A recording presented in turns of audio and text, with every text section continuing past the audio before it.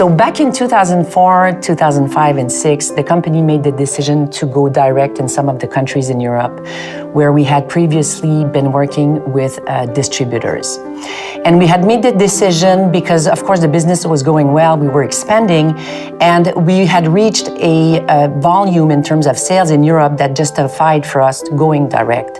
And some of the other objectives at the time that we were trying to reach was, first of all, be closer to our consumer, be able to develop and work with our dealer network, and be able to control some of the image regarding our brands.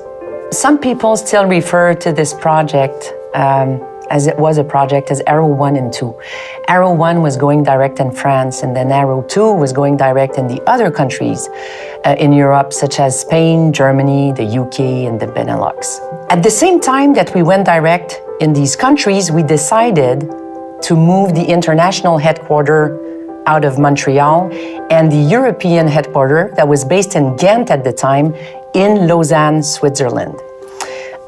So it was a hectic time, a lot of effervescence. And when we did that project, we were working closely with the distributor. And of course, what we were trying to do was not to start from scratch. So we wanted to hire some of the talent that was working for the distributor to come work for us, as they had knowledge of the dealer network, knowledge of our products. But we also wanted to go and hire external talent so that we would create a new team that would eventually become BRP France or BRP Spain, to create a unique entity from local talent pools, and which we did. The people we hired had something in common. They were all very engaged and passionate, and they had a true enthusiasm for our product. And that was, I think, a common denominator throughout all these teams and individuals that we hired at the time. In doing such a project in such a short amount of time, of course you go through growing pains, but this actually allows you to grow as an organization and as individuals who participated in the project. Today, when we look back at what we've done and where Europe is today, and the deployment that we've been able to accomplish, and the talent we were able to hire that are still there and growing now as BRP employees, I think we look back on it with a lot of pride.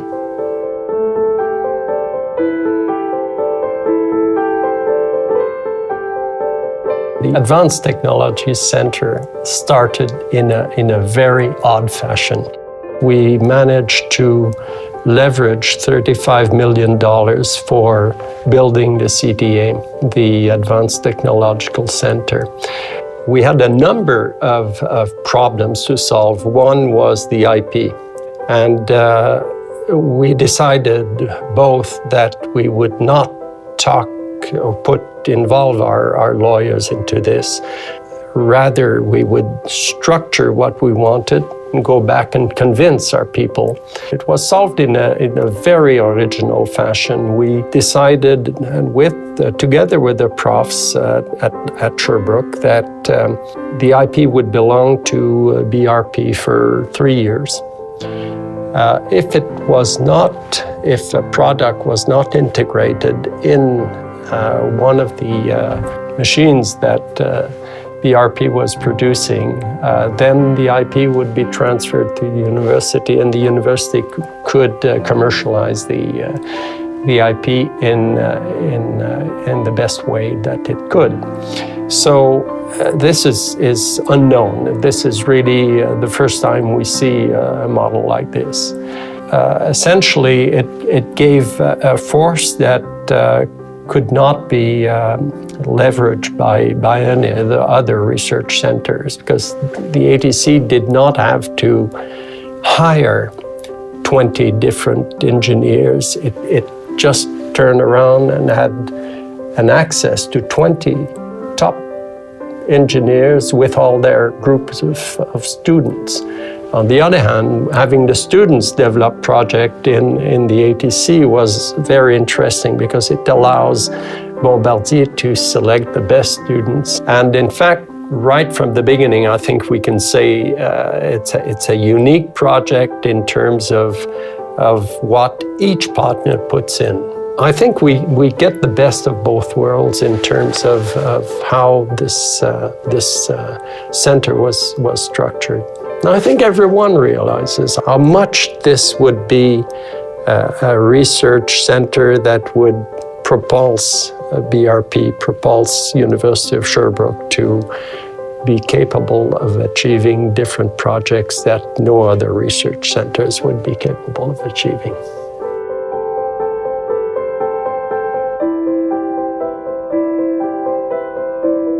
It goes back in approximately in the year 2003 and this time around. There was my current boss, Yves Leduc, and we talked about what could we do to prepare the future. We need to do something about the future. And it's basically about two things. One, on the innovation of new products. And the other side is about qualification of our people, the new talents. So by the end of the day, we came to a very clear picture. Yes, we need to have something so-called an innovation center. And RSC is a very unique setup here in the region of Upper Austria. It's a setup between a very important international company of BRP and together with the community of Upper Austria. And that is, I think it's one of the exciting things to have such a setup here, because this is really what's opened the future. Why we did it is very simple to be explained. It's first a thing about the people. And we need to have very good, innovative products for the future.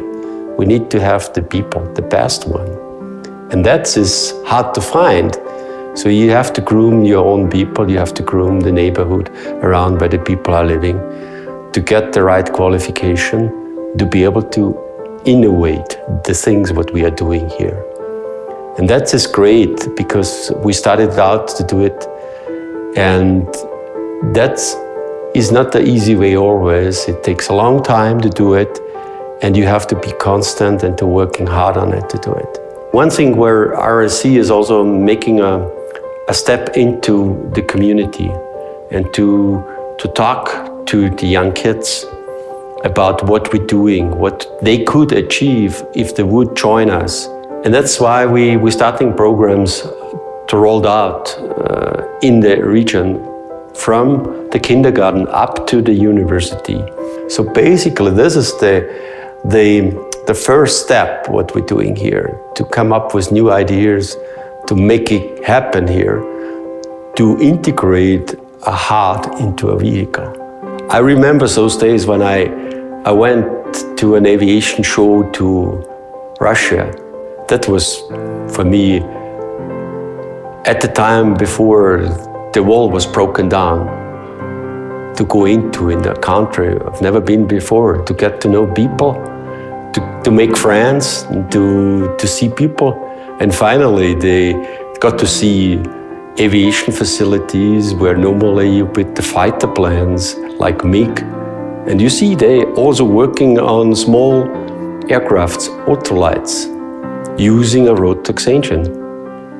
And that's cool. I must say that's cool. That's great. They got me in one of those aircraft. First time I was wondering what they're doing with me, because it was a kind of side-by-side sitting. They fixed the belt really tight. And then we took off. And when I was in the air, I knew what's going on. So they did a full aerobatic program with me, a roll up and till the engine stopped, because they make it stop. They turned down and it was gliding down back to the earth. And I said, hopefully the engine starts again. And it did.